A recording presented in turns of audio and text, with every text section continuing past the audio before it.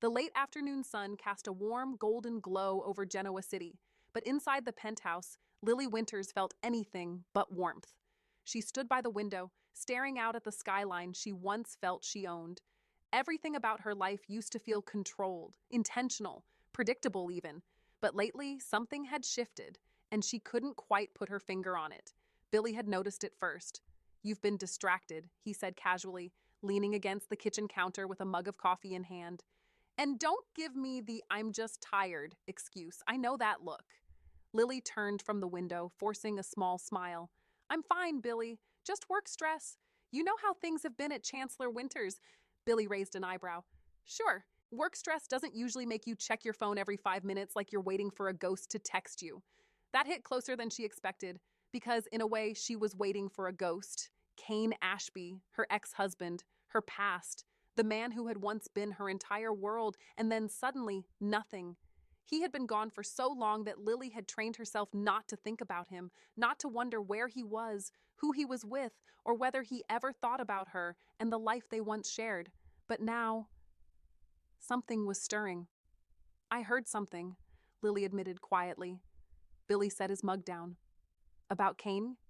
She nodded. "Where?" Billy asked. "From Jill," Lily said. She didn't say much, just that he's back in the States. Billy's expression darkened slightly. "And you think he's coming here?" "I don't know," Lily replied. "But knowing Kane, he doesn't do anything halfway." Billy crossed his arms. "Well, if he is coming back, I hope he remembers you're not the same woman he left behind." Lily held his gaze. "Trust me, I know that better than anyone." But deep down, a flicker of uncertainty remained. Because no matter how much she had changed, Kane Ashby had a way of turning her world upside down. The next morning, Genoa City buzzed with its usual rhythm: business meetings, coffee runs, whispered gossip in every corner of society. And that's where Lily's world truly shifted. She had just stepped into the restaurant when she saw him, Kane, standing at the bar looking exactly the same and completely different at the same time. He was older, more refined, his posture carrying a quiet confidence that hadn't been there before, but it was unmistakably him. Lily froze. For a moment, the world around her faded. The conversations, the clinking glasses, the music, all of it disappeared. It was just her and Kane. And then he smiled, but not at her. Lily's heart dropped as she followed his gaze. A woman stood beside him, beautiful, poised, effortlessly elegant. She laughed at something Kane said, placing a hand lightly on his arm in a way that felt far too familiar. Lily's breath caught. No, it couldn't be. Kane had moved on, and not just casually. This wasn't some passing fling. This woman belonged at his side. The realization hit Lily harder than she expected. She had prepared herself for Kane's return, for the awkward conversations, the unresolved emotions, maybe even a spark of nostalgia. But she hadn't prepared for this, for him to already be happy, for him to look complete. Billy's voice suddenly broke through her thoughts. "Hey, Lily?" She blinked, realizing Billy had been standing beside her the entire time. "You okay?" he asked, following her line of sight. And then he saw them too. "Ah," Billy muttered. "So that's him." Lily swallowed hard. "And that must be her." Billy studied the couple for a moment before glancing back at Lily. "You want to leave?" Lily shook her head slowly. "No," she said, her voice steadier than she felt. "I'm not running." Before Billy could respond, Kane turned, and this time his eyes met Lily's. The world snapped back into place. Time moved again, and everything changed. Kane's smile faded slightly as recognition dawned. "Lily," he said, his voice softer than she remembered. She stepped forward, her heels clicking against the floor with deliberate confidence. "Kane," she replied, matching his tone. For a moment, neither of them spoke. There was too much history, too many emotions, too many unsaid words hanging between them. And then the woman beside Kane stepped forward, breaking the tension. "You must be Lily," she said warmly. "I've heard so much about you." Lily turned her gaze to the woman, taking in every detail. She was stunning, not just physically, but in the way she carried herself. There was a quiet strength there, a calm assurance that made Lily instantly aware of her own vulnerability. "And you are?" Lily asked. The woman smiled. "Victoria Laurent," she said. "Kane's partner." Partner. The word echoed in Lily's mind like a thunderclap. Kane shifted slightly, as if sensing the weight of the moment. Victoria and I have been working together for a while now, he explained. And, well, things evolved. Lily forced a polite smile. Of course they did. Billy stepped forward, placing a subtle but protective hand on Lily's back. Billy Abbott, he said, extending his hand toward Kane. I've heard a lot about you, too. Kane shook his hand, his expression neutral but guarded. Likewise. The air between them was thick with unspoken tension. Victoria, however, seemed unfazed. It's really nice to finally meet you, Lily, she said sincerely. Kane talks about you with a lot of respect. Lily's eyes flickered briefly to Kane.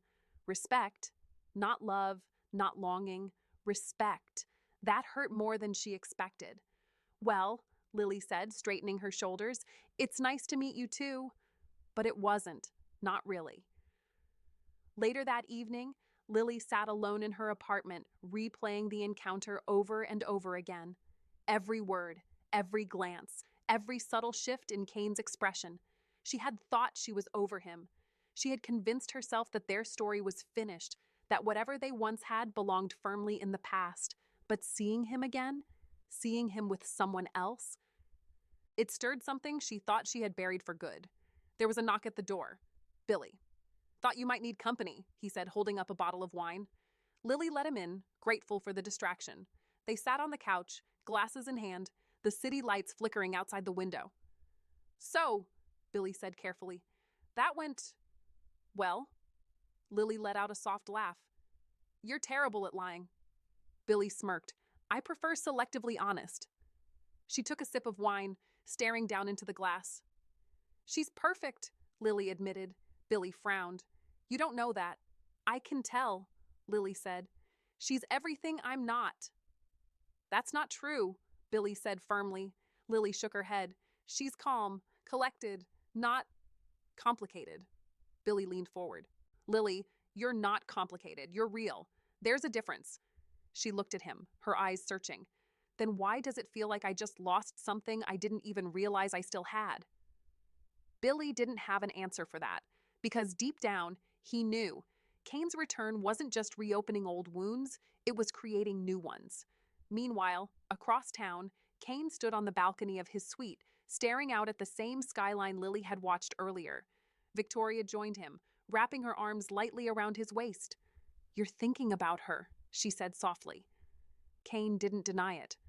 I didn't expect it to feel like that, he admitted. Victoria nodded. You have history. It's more than that, Kane said. Lily was everything. Victoria tightened her hold slightly. And now? Kane hesitated. That's the question, isn't it? Victoria pulled back, meeting his eyes. I'm not here to compete with your past, Kane, she said calmly. But I won't be second to it either. Kane studied her for a moment. Victoria wasn't insecure. She wasn't threatened. She was confident, grounded, different. And yet, Lily lingered in his mind like a melody he couldn't forget. I don't want to hurt you, Kane said. Victoria smiled faintly. Then don't. Simple, direct. But nothing about this situation was simple. The next few days in Genoa City were anything but quiet. News of Kane's return spread quickly, and with it, whispers about his new girlfriend. Everyone had an opinion, everyone had questions, and Lily found herself at the center of it all. Have you talked to him again? Devon asked during a meeting. Lily shook her head. No, and I don't plan to. Devon studied her carefully. You sure about that? Yes, Lily said firmly.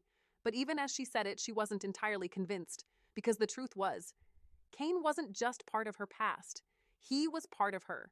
And now, with him back in Genoa City, with Victoria by his side, with unresolved emotions simmering beneath the surface, it was only a matter of time before everything came to a head. 1 week later, fate intervened, a gala at the Grand Phoenix. Everyone who mattered in Genoa City was there, including Lily, including Kane, including Victoria. And this time, there would be no avoiding each other. Lily stepped into the ballroom, her presence commanding attention. She looked stunning, confident, powerful, unshakable. But inside, her heart raced. Across the room, Kane noticed her immediately. And beside him, Victoria noticed the way his gaze lingered. Go, she said quietly. Kane blinked. What? Go talk to her, Victoria said. You won't be able to move forward until you do. Kane hesitated, but she was right. He crossed the room, each step heavier than the last. Lily. She turned, meeting his gaze. Kane. No smiles this time, no polite small talk, just truth. We need to talk, he said. Lily nodded. Yes, she replied. We do. And as they stepped away from the crowd, leaving behind the noise and the expectations, one thing became clear. This wasn't just about the past, it was about the future, and whether there was still a place in it for them, or if Kane's new girlfriend would change everything forever. Because in Genoa City, nothing stays buried, and some loves refuse to fade.